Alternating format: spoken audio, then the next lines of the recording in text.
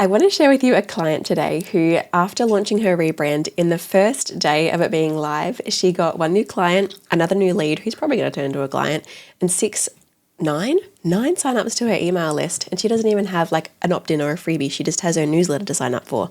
That all happened when she launched her new website that I had helped her with her new brand and her design. And it is just so incredible. And so Kat Dunn, she worked with me inside the Co+Creation Club, which is pretty much like a 10-week container where we work really closely together. I get in with your business, I get in with your brand, I get in with who you are, so I can help you to create your incredible brand and business graphics. But the thing is I don't do it all for you. I co-create with you. And so I empower you to create your graphics, but I also help you overcome every single obstacle in the way. Like if you're designing something, you're like, I don't know how to pair this color, I don't know what to put here, or I have no idea what I'm doing here.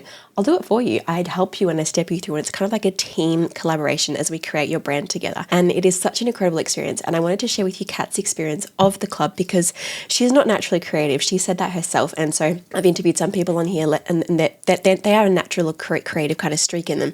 Kat is not that. She's a writer. So she has a really great word creativity and like so much other creativity, not classic Canva creativity, which is what I'm talking about now. And so she really struggled to create things in Canva. And it was just really cool to watch that process unfold for her as light bulbs started to go off, as she began to understand that she could represent herself in her business in a way that still attracted her audience, because she's quite a cool personality. She's really edgy, likes rock music and horror, and we were able to edge part of that into her branding in a way that still felt like her, but also in a way that her audience was going to resonate with, even if they also weren't horror fans.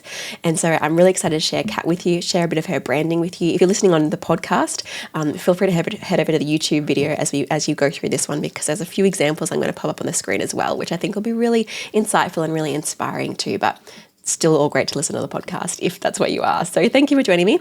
I hope you enjoy this episode. Kat is also an OBM, so she is an online business manager. And so we chat a little bit about what an online business manager is. And we also chat about when to know when you need one in your business, and what they can kind of help you with. And so I hope you find that really inspiring, especially if that's something that you would like to do one day, is to hire your own online business manager. So let's dive into this episode. Hello, Kat. Welcome to the podcast. Thank you for being here. Thank you very much for having me. I'm very excited. I'm very excited to have you. So for those of you who don't know you, could you give us a little bit of an overview of who you are? I guess your elevator pitch, which you told me you were doing recently. Yes, good to practice. So I'm Kat, and I'm an online business manager, or an OBM, and I work specifically with female coaches who usually have built themselves a community or a membership and have like an online course that goes along with that. And they usually bring me in when they are ready to scale. So their business has reached a certain level and they need to pass over some of that management responsibility. So I work with them to manage their team, manage their processes and systems, the day-to-day operations of their business. And I'm their strategic partner when it comes to things like planning out launches, and maybe offering a new service or a new program, and kind of that right-hand person to bounce ideas off and have their back. Because I find that being a CEO of your business is quite a lonely business, and sometimes it's nice to have that extra person alongside you. That was a top-notch elevator pitch. As someone who's like nearly in that stage to need an OBM, I'm like, like that sounds like perfection. So that's beautiful. If you don't know what an OBM is, and like that great explanation from Kat didn't make sense to you, we're going to get into that a little bit more in this episode. So don't stress about that. But before we get into that, I would just love to know, like, what does your everyday life kind of look like? Like from when you wake up to go to bed, like what's a little snapshot of Kat's life and business? So if anyone's into human design, I am a manifesting generator. So when I look into this, basically I like to do loads of different things. So I started as an executive assistant, and I'm very good at managing diaries, and I like to color code things. So when people look at my diary, they legit do not understand how I get everything done. Now, I'm quite privileged in terms of like, I don't really have a family, like I don't have children, I don't have those kind of responsibilities. So my days really vary, but there's always a lot going on in terms of there's a lot of business client meetings, but I also sign up to masterminds and memberships and courses. So I have those scheduled in because there's a lot of Zoom meetings. I like to go to events. Yes, like on your Instagram, like every week or every day, every week, she'll share like a little snapshot of her week. I'm like, gee, that was a lot of random things in there, and this is why. Yeah, exactly. Like, I like to summarize on a Friday, but sometimes I don't include everything. Because obviously I have a personal life, you've got personal appointments, I go to the gym or go for a walk every day if I can. Sometimes you get stuck at your desk. Like yesterday, I went to an event with a membership called One Roof. So I was at that most of the day. And then you get home and you're like, oh my God, I've run out of time. And they've got to do things like grocery shopping. So I tend to get up quite early, and I like to get started straight away with work because I like to work when everyone else is quiet. Like actually this morning I got up at 4 a.m., which I do not recommend, but I couldn't sleep. And my laptop just wouldn't work. And I was terrified that it was broken. And I just cleaned the apartment. I just cleaned my apartment for an hour and a half and just sorted out loads of stuff. And I was really in the zone, and it was so quiet, and it was just lit me up to be like, oh my God, I'm busy doing stuff and everyone's asleep. And then my laptop started working again, which is fantastic. But it's really varied. I mean, I do probably about 5 hours worth of client work a day, maybe more sometimes.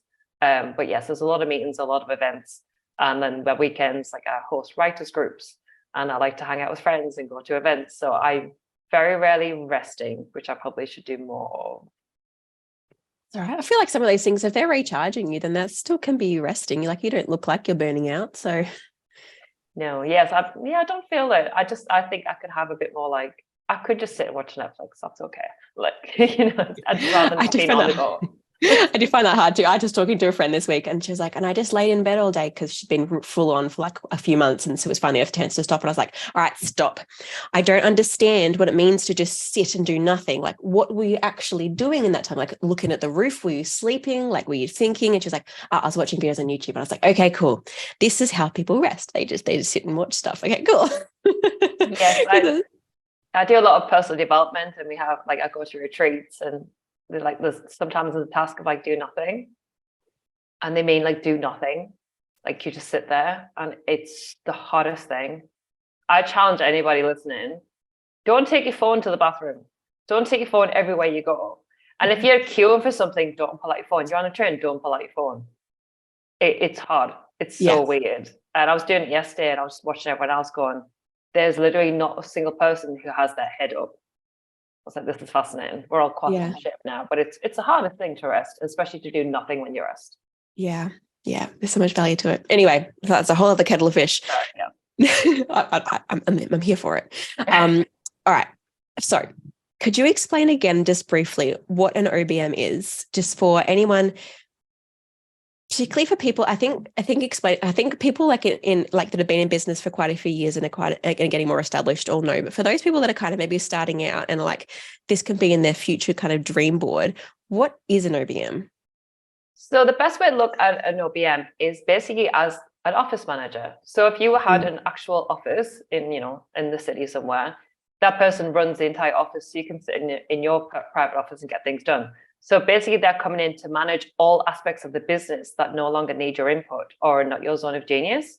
So just because you can wear all the hats doesn't mean you should.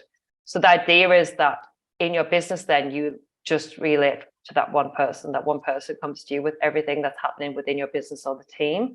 So you're freed up to, in my specialty that I work with, they get to coach, they get to create, they get to run their programs, rather than people management, which is an absolute drainer. And a lot of people don't, like, it takes over your business when you've got a lot of contractors and you have to manage them. So much time goes to that. But it's a hard thing to explain to people who don't quite know what it is they need in their business, because a lot of people might want to get a virtual assistant who's more of a doer. So you can sit to them, get all these tasks done, brilliant, thank you very much. Whereas an online business manager can get things done, but there's that strategic view of what's best for the business. And they don't do everything themselves, but they can best go, okay, so we're going to do this rebrand. We need to hire this website designer. We need to bring in this brand strategist.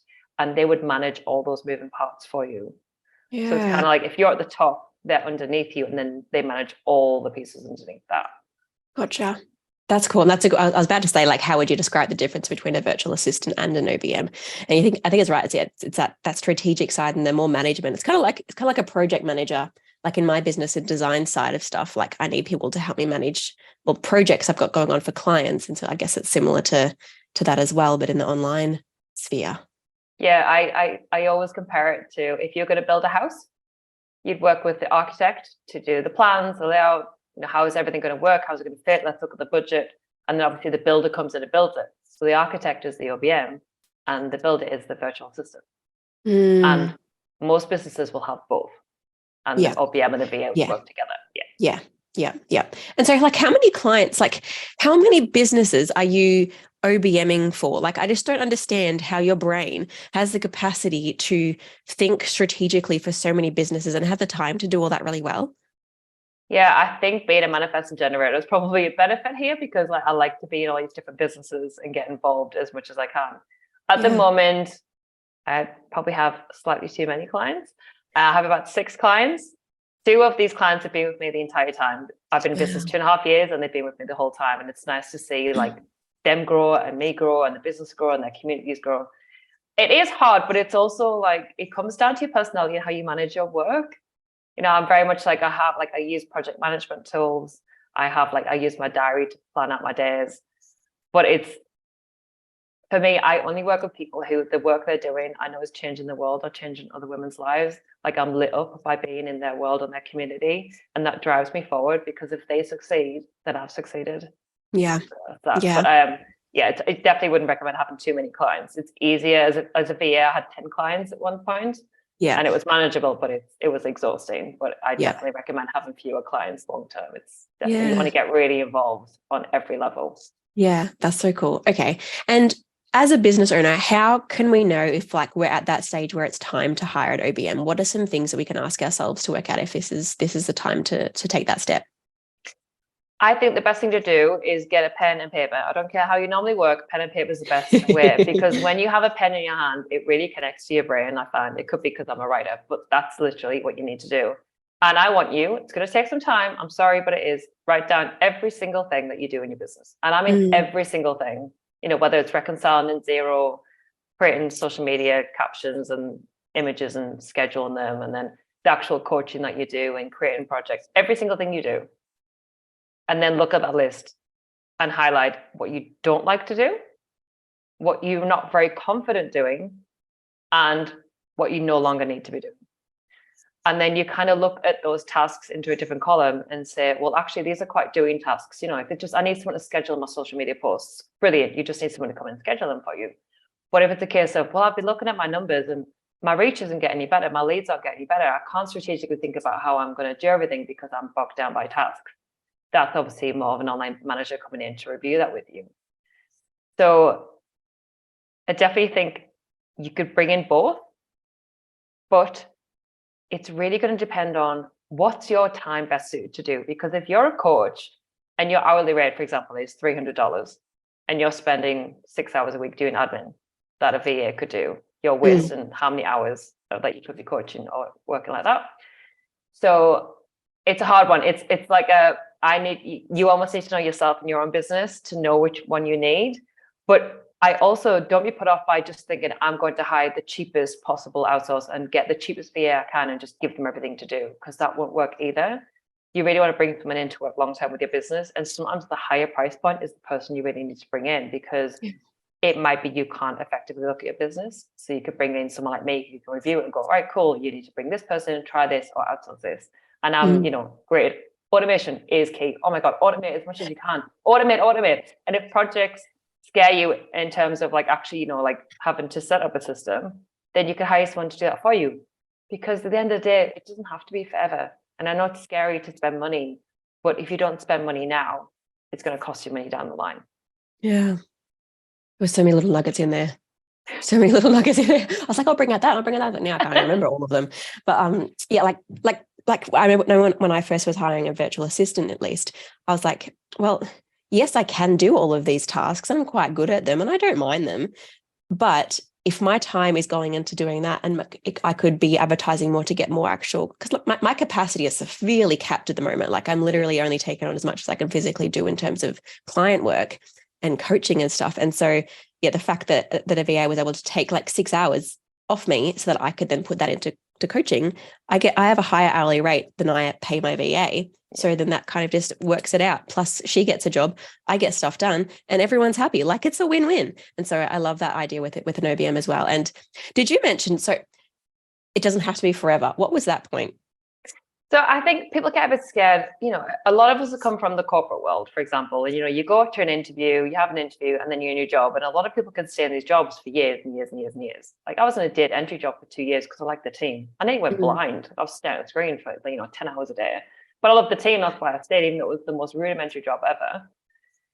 I think when it comes to your own business, we get a bit, we're too close to it. Obviously, we love it more than anything because it's our business. And you think, oh, you bring someone in. Apart from the fact being scary, it's like, oh, we're stuck. You're not stuck. We're all contractors and we all need to be a good fit. And so apart from the fit, obviously, because sometimes I've worked with clients that maybe after a couple of months, it's like, we had that call, but we find out our values don't really align or we're not really a good match. And that's cool. So say goodbye. What happened recently to me, and it's kind of tooting my own horn slightly, is I was hired by a beautiful client as an OBM to sort out all the back end, set up our systems and processes, have a strategic view of the business. And now 6 months later, and she's like, oh, I don't really need you anymore. And I'm like, no, you don't really. You actually need a virtual assistant. Because a lot of the stuff now that I'm doing is the doing tasks, which I can do. But my integrity is like, I cannot charge you what I'm charging you to be doing things like schedule and social media posts. It doesn't sit well with me. And also it's not a great use of my time or your time because I'm not developing and growing. And just wonderful. And we're both like, how can we still work together? But I'm like, well, what can happen is I'll find you a virtual assistant. That's wonderful. And down the track, if you're doing a launch or another project and you need help, all you need to do is reach out and then we'll work together that way. It doesn't have to be forever, but we don't have to continuously work together. Yeah. And it's like, oh, mind blown. I'm like, yeah, if you sack me, which isn't really sacking, but you know what I mean? It's not, I'm not offended. Like, I don't expect, I've had 2 clients who've been with me 2.5 years. It's absolutely amazing. I love them to death. They're amazing. But if they turn around and say, oh, actually, I can't afford it. I don't want to do this anymore. I'm quit my business. That's absolutely fine. It's the way it works. We leave jobs. It's exactly the same premise. And it needs to be a good fit. And your business changes like we change. But, I've had clients that have actually said, I'm going to have to let you go and pass you on to someone else because this isn't a great fit for us anymore because I've gone that way, you've gone that way. Or I'm developing a different set of skills that I want to really pursue. Absolutely fine. Like, it's don't feel guilty, but it's like, what works best for you and your life and your changes. Yeah, that's cool. That's an interesting take, and I really enjoy that. And it feels a lot less daunting as a business owner to say, oh, I could have someone come in to help me for 6 months and kind of get everything kind of sorted and the processes back and do all these things, but maybe I don't need them long term, or maybe we have a catch up once a month to kind of nail down on these things, or like whatever it is. Like, it doesn't have to be this one size fits all kind of thing. Yeah, you don't have to be like, oh, I have to get an ongoing return. I have to have this VA and I have to give them 5 hours a week. And it's like, if you find the right person, you can figure out together what is going to best suit you. And it might be you just own a project. So I brought in a new package that is a project based because actually I find some people just, can you tidy up this process or can you actually create this process? Yeah. And then from there, it might be a case of, oh, finding this gap in my business. I actually need this now. All right, cool. In my network, I will find you a social media manager or I'll find you a website designer. Yeah. But we don't wear all the hats, but we also don't need to work together forever. And it's okay to say no. It's okay to say, all right, I'm done now. Absolutely fine, because we both do it to each other, regardless of what industry you're in. Yeah, that's so good. All right, thank you for sharing that. I'm going to change tacks a little bit now. And so obviously you were one of my beautiful co-creation clubbers. And I would just love to pick your brains around what that experience was like for you. And I guess let the listeners know from someone who's not me's perspective around what that experience was like and what you got out of it and how it impacted your business. And if it was easy, if it was hard, or if it was enjoyable, or if it was like, oh, this was sucky. I'm hoping you'll say the opposite, but you're welcome to say the truth. So whatever you kind of want, it'll be fine. So the first question I wanted to ask you is, why did you join the Co+Creation Club? So I was originally in the DIY Design Your Business course that you do. So obviously the kind of less hands-on yearly program where you have the course content you can go through, and then obviously you have your fantastic calls every month. So I signed up to that and I was like, this is amazing because I like to know how to do everything, even if I'm not going to do it long term. Sure. And I was in there knocking out the modules like, this is cool, this is great. But then I kept finding that you tell me how to do it or show me tips and tricks, but I'm still like, but I don't really know how to put that color together. I don't really know how to, because I don't have a creative brain when it comes to like art in a way. I'm a writer. Yeah. I'll write anything, but when it comes to design, I was struggling. So I was already in your world anyway and seeing people create these amazing things. And then I'd heard about the Co+Creation Club in obviously that group. And I just saw some brave like testimonials and recommendations about it. And then when I was reading like what you offered, I was like, oh my God, I get one-to-one time with Jacqui where she can actually like tell me what the hell I'm doing. Yeah. So it was kind of like a no-brainer because it's almost like you get to work with a graphic designer one-on-one, but at the same time you get to be in a group. And I love group programs because you never know what you're going to learn from each other, or like even just to see other people's brands come alive, and not to steal ideas or anything, but actually give you inspiration for, wow, if they can come up with that, then what can I come up with that will suit my brand? And give each other feedback, because at the end of the day, we're all consumers, we're all buyers. So it's like actually good to go, would that appeal to you? Can I just ask why? Like, what do you think? It's invaluable. Yeah. Yeah, that's so good. I love that. And yeah, the group aspect, like people are like, oh, I should have one-on-one time with Jacqui rather than one-on group. And I'm like, friends, the one-on group is where half of the magic lies. It's where you're learning so much more, like people asking questions you would never have thought to ask a question of, and you're getting answers you didn't know you needed that really helped with everything actually.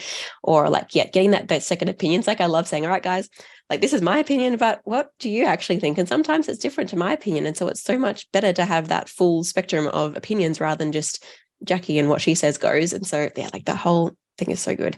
And I love that. Yeah, like for anyone who's listening, so I do have that course DIY Design My Biz, and like from my brain as my business perspective, like my ideal dream for all of my students is that they go into DIY Design My Biz and then they upgrade to the club, because there's a certain element where you can't get in a course, and you can't get through monthly group calls. And like I give as much support as I can inside DIY, but there's I am getting to know you and your business inside the club, and it's just this extra layer deeper that a lot of people just kind of need a little bit more help and a little bit more, oh, Jacqui's actually saying to do this. Or like sometimes I have to say things like 10 times for someone to actually like, okay, that's click now. And I get to do that inside the club.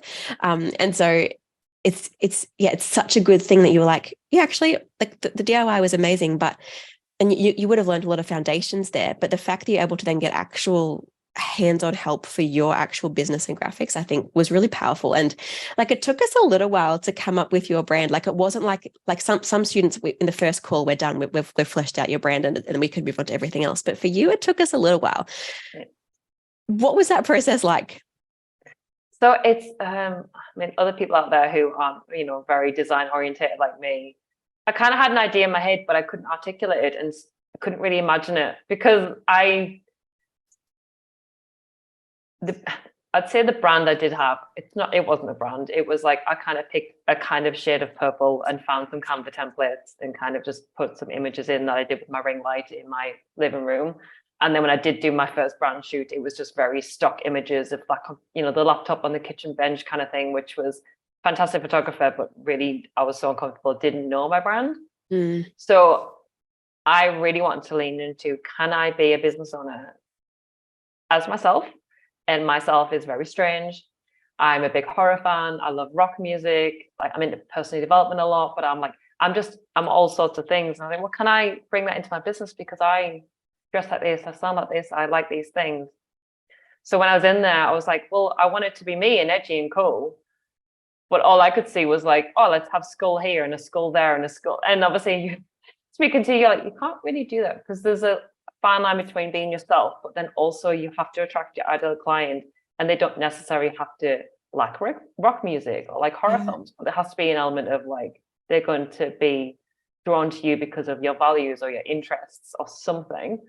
So I think I was very much stuck on rock and roll, and you'd be like, well, no, we have to actually work out brand heat. So like, because I just didn't know how to move it forward. So it was like, you're trying to pull out of me something I didn't know how to give, I think. I was just so stuck with it. It was really hard. Yeah. And which is why I think this process is really cool as well. Like you could have just gone and hired a designer, but I think it would have been even harder to work with the designer to try to communicate what you didn't know that you wanted. And so it was kind of really great having that collaboration. So I think it took us 3 or 4 calls to actually fine tune and finalize your branding, because it took us a while of chatting back and forth, of you kind of processing things, me suggesting something different, you suggesting something different, then combining all the ideas together, and then bam, a beautiful brand. But it was a whole process. And I think the fact that we got to do that together and you had the autonomy to be able to create and be able to try things and whatnot, that actually helped us to get to that great end result, rather than, I guess, handing it to a designer and saying, I'm into these things, create something magic. And then they're like, I don't know how to do this, or here's this a great idea. And you're like, well, that's not me. And it's really hard when you're not embedded in the process. Yeah, exactly. And I think one of the best things about co-creation clubs, obviously we get the one-on-one time with you. Obviously there's a group in there, but there's only a few of us. Yeah, it's But a small group. you can create stuff on the call with us. So I could sit there in live time going, you try and fonts and obviously you're a Canva whiz, so you move so quickly. It's amazing. I do it at home. It takes me 6 hours. But actually just on the call being like, oh, actually, could we try that? And can we move that there? And oh, can we do this? And I could design something, bring it there. And then you could just like change it and bring it to life better than I ever could because it's in real time and we can communicate there. Whereas if you work with a designer who's going to go away, do something, bring it back, and there's that kind of longevity between trying to figure out the style. Yeah, I think it wouldn't have worked. And I already knew you anyway from doing other people's brands that I was just like, I kind of trusted you up front anyway that you would get me. So that was another reason to do it. Yeah, that's cool. That's cool. And I love what we created. So for anyone listening, can you let us know what were the end result was that you created inside the club? So we created the brand, fonts, logo, colors, elements. What else do we work on? Yeah, so we did my whole brand, which was amazing. Bear in mind, as I mentioned, my other brand wasn't really a brand. So this is like a brand new brand from scratch. So it was great because I got to work on the brand with you in terms of I got to create all my templates in Canva for my socials because I want my socials to be not so bothered about the aesthetic, but I still obviously wanted to look more like my new brand. So I got to create all my Reels tiles and my Instagram posts that I could obviously like the templates that I could redo, using like other photos we found in Canva as well, which was fantastic, and ways that we could incorporate my new photo shoot into there as well. You taught me loads of things about how to use effects and shadows and stuff, which is a huge part of my website. So thank you for that. Oh, good. And I think the biggest thing for me is obviously I had the brand and kind of like, all right, so this how I can use it on socials and stuff like that. But I was like, right, I'm building a website, but I still don't understand how this would translate to being a website. And we got on a call and I was just like, oh my God, help me. And literally, I think it was 15 minutes. You had like plotted out the first like half of my homepage. And now it's almost like I didn't even have to say anything. You just did it because you knew my brand so well because we've been working on it. That you created a template for me. I took it to my website designer and that's the website I have. I was just like, oh my God, it literally like everything I thought in my head I couldn't articulate, you were doing it in front of me and I couldn't believe it. So it's like, thanks to you, I have the website of my dreams. And someone's actually said to me it's the best website they've ever seen. And obviously, big credit to my website designer. She is amazing. But without that initial, like, this is how it could look based on what we've created, it never would have got off the ground. So unbelievably grateful. That's the biggest thing for me. Yeah, that's so cool. And like that was such a fun call. Like that's like burned in my memory, that call of like, yeah, we'll do this. And then like I was just like, because for anyone who doesn't know, you can actually mock websites up in Canva. I was like, all right, let's just start to mock something up and get your brain thinking. And then we'll just like bam, bam, bam, bam. I was like, this is so much fun. Yeah, and like, yeah, what you've created, what your website designer did, translate that into, and the copy that you wrote and the clarity you had to then go to your photo shoot and get some incredible photos. Like your photos look amazing. Like all of it, like getting that clarity with your branding kind of that flowed into everything else. It flowed into your brand photo shoot. It flowed into your website. It flowed into all these different parts to make it all just this one cohesive, beautiful picture that was just like chef's kiss. Yeah, it worked out really well. Like it's definitely I know obviously brand is a huge thing. It's not just a logo as a lot of people think. It was literally like I had to start with you and start with that kind of design aspect first, because then that did like give me the freedom to in my copy be like, oh, I can say these slang words, but I can bring in this kind of colloquialisms. And then the shoot, it was like, right, let's go for it. Let's get out the rock t-shirts. Let's put on the eyeliner. And it was just like, it all flowed so beautifully. Yeah, that's so incredible. And so what do you think was the biggest aha moment for you that was like, light bulb, that was clicking now? What do you have a moment that you can think of that was? I'm going to say one word, green. I remember this moment too. When we were coming up with the brand palette, because I have stuck with purple, a different shade, because I did do all the psychology behind it. And obviously purple actually does match my ideal client. But I was like, oh my God, purple and white, no. And obviously we brought in black. And then you just was playing around and you brought in green. I thought, green, oh my God, ew. And it just, oh my God, it clicked. I was like, I could use green with purple and it doesn't clash in a horrible way. It clashes in. They're like, oh, green from blue and some red. And I was like, what on earth? That doesn't go. And then we started designing and I was just like, oh my God, it was the green. The green just unleashed this kind of like, oh, it's actually okay to like almost go against the grain as long as it works. And like, obviously I trust your designer eye. It was that. And then it was also when I was trying to create like my welcome document for my new client. So like think of an opt-in. And you were just like, oh, well, the base could be black. I see everything being black background for you, unless you're going to print. And I was like, oh, I could do black rather than like a white background like everyone does. I could do black with like writing on it. I'm like, oh, I could do that. So then on my socials, have become like a more darker color. I'm like, oh, but it was green. Green kind of set me to go, oh, I can do things differently, and it actually works. Oh, it'll stick with me forever. That's great. And I like that green. Like, I'm not a green gal, but that green is just like, this suits so perfectly with the purple, and has like kind of, it just carries a bit of an edge to it as well, which kind of like suited your brand. Like, because purple can be purple, it can be like really playful and prissy and cute, but it can also be really edgy, especially when it's paired with that green. And it was just so great. We don't really like the green. Does anyone else like the green in the group? That's very surprising to me. I did choose it because I thought it would look good. So I'm glad that's working. So weird, yeah. See, I love it. See, I need your brain. This is why you're working with me. You're not meant to you're not meant to be able to know this all on your own. I know, but wow. Yeah, my photo shoot, we were walking around trying to find like graffiti backlinks, and we just stumbled upon someone's like garage door, and it was like this green and yellow graffiti, and we're both just like mouths dropped, like this is the final shot. Like I was like, oh my god, and it was just so dark green. I was just like, oh hallelujah. Heck yes. Yeah. That's so good. That's so good. Oh, I love that. And so have you seen any tangible results from after you've like put your rebrand out in the world? Because I know that like as of recording this, like you launched a rebrand about a few days ago, a week ago. What has been the result of that now being inside the world, that professional look and that professional vibe? So I did a little teaser on my Instagram, put up 3 posts of like what the brand was going to look like. And I had quite a few new followers basically just based on those first 3 posts. Wow. Yeah, which is awesome. And a lot of comments, like more comments I normally get, more likes than I normally get. So like, okay, this obviously is appealing to somebody out there. It's working. And then obviously the website launched just over a week ago, which is exciting. So I kind of teased that was coming out with a reel, which also did very well. A lot of comments. I had so much love and support from that. But the tangible aspects would be, and this is phenomenal to me, it blows on my mind. Within like 2 days, I had a new client. I have a new lead that I'm meeting with next week for a new offer that I've got, which is more the project management type. And I don't have my opt-in ready. You can just subscribe to my newsletter. I got 9 signups in one day. Like just like, I want to read your newsletter based on this copy. That's amazing. I was like, oh my God. And so many, like, this brand is so you. And I think that's the biggest compliment. Like even people who don't know me that well, they're like, this literally, I wouldn't say the name, I know this was you. And I was just like, oh wow. So it's like, completely just nailed it. Yeah, that's so good. Like just when everything clicks and you're now showing up authentically, your audience can tell that it looks so professional. It's calling to the right people. Oh, I flip and love it. And I love that there's actual results like already, like after a few days, like these things were coming in, or after a day almost.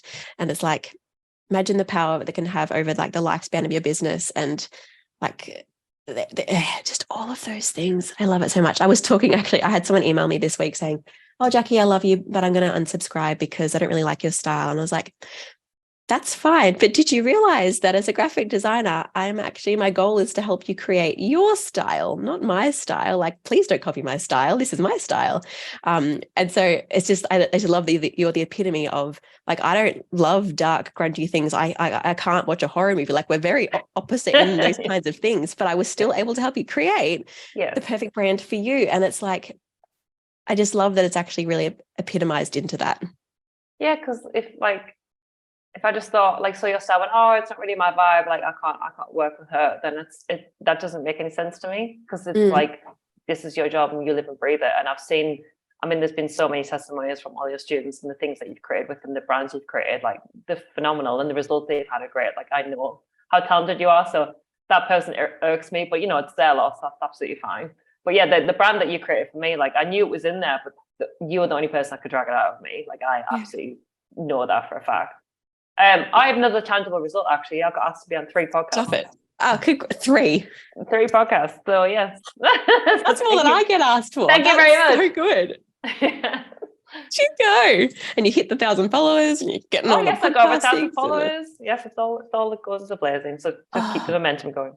I love it. You've done such a great job with pulling everything together. And I just love how whole hog you went in. You're like, all right, I'm doing this rebrand. I'm getting a website. I'm learning how to write the copy for this. I'm getting photography. Like, I'm getting the branding. And that kind of, I think that commitment kind of pulled it all together. I'm like, that's not to say that you need to do all those things, but I think it can really, like, the momentum that you catch from the club can then propel you into all these different parts as well, rather than kind of drudging it step by step, I guess, by yourself. Yeah, because I started to be on podcasts and I was like, I cannot send the audience to this milkshake website that I had, which no offense, milkshake did me well, but I need to do professional. And it just so happened that a lot of things timed up. I was doing your course, and then this copywriting course came along with someone who I absolutely love. She's amazing. And I obviously booked in the website, and I was like, oh, so I just kind of crammed it for 3 months. And I'm so glad I did, though, because I think if it dragged on, I would have been more likely to be like, I don't know, I'll just tweak this and try that. But it was like, no, let's bring this to life, let's do it. And it was, it worked out really well. But yeah, I definitely think just go for it. Yeah. Go for it. Bring out who you are. Yeah, that's so good. And so if someone was listening to this and thinking about joining the club, like what encouragement would you give to them? Is it just go for it, or is something else? Go for it. Because the thing is as well, it's like, what are you waiting for? And obviously people have some aspects of like time or money, and I get it, but it's like, what's it going to cost you to not do it? And for me, it's like, I'm really glad I did it when I did it, because if I did it maybe a year ago, my brand would not have been really who I wanted to be. I think, it's worth thinking about how long you've been in business and what brand you're currently working with and how you feel about it. So I do think there's an aspect of being ready, but also like, if anyone's going to be able to bring out someone's brand and bring to life what it is they're trying to convey, it's you, like without a doubt. Like there's no offense to the graphic designers out there, but I would have come to you. Like you did offers recently. I was like, can I just go like work with her again? Because I really want to. Like it was such a good experience. It was just, it opened my mind to like the uses of Canva. Even if you hate Canva, like it's phenomenal what you can create. And you really helped me bring myself to life. Like it's completely lit me up. It's completely changed my business. Like that's it. If you want to really be yourself and change your business, then why wouldn't you sign up? It's just insane, like to not do it. So yeah, don't delay. Sign up today. Oh my God, I rhymed it. Didn't mean to. Congratulations, that was epic, and that was so kind. Thank you for sharing that. Just so everyone knows, I'm not didn't ask Kat to say anything specific or like anything at all. Good. So I really appreciate those kind words, and I'm just so thrilled to actually hear that it has really worked for you, and that it has been something that's been so pivotal for your business, and that it is getting you results as well. Because sometimes people are like, oh, there's no tangible results to design. I'm like, yes, there is. It's just harder to measure. And so I love that you've been able to share that. So thank you so much for your time. How can we get in touch with you? If someone's looking at OBM services or wants to give you a follow, how can we get in touch in your world? So I've become all streamlined as well, so that you can find me on everything basically at the handle Kat Louise Dunn. Because Kat Dunn was taken, unfortunately. So it's Kat Louise Dunn on Instagram, LinkedIn, Facebook, and my website, so katlouisedunn.com. Beautiful. And that's a double N for Dunn for anyone who's listening and needs to type it out. I'll put all the links in the description below, so feel free to check that out. So thank you, Kat. I so appreciate your time and your insight and your OBM wisdom as well. And I can't wait to keep following you along in your journey and watching your website grow, watching that opt-in come out, watching your social media grow, all the fun things. So thank you for being here, and I'll see you around. Thank you. So thank you for listening to that episode of Seriously in Business. I hope you are just as inspired as I was from hearing Kat's story. And the doors for the Co+Creation Club are open right now. So if you are interested, if that's like, this actually sounds like what I need for my business, then I want to encourage you to say yes to joining. This is the final time I'm going to be running it for 2023. So if you don't want to wait, if you're like, no, I'm going to take ownership of my brand, I'm going to say yes to having a brand that reflects me, a brand that I love, a brand that actually works to attract me clients, and a brand that doesn't take me forever to design, then I would love to have you in the Co+Creation Club. There are limited places, so if this is something that sounds good to you, please don't wait to enroll. I have to cap the numbers to make sure that I keep the group sizes small and that I can actually really commit to each one of your businesses, because that is exactly what I do. So thank you for listening, and I'll see you next week for another episode. But in the meantime, head to DIYdesignmybiz.com/club if you would like to sign up to the program and be with an incredible group of women doing incredible things with their businesses and their branding with me. All right, see ya.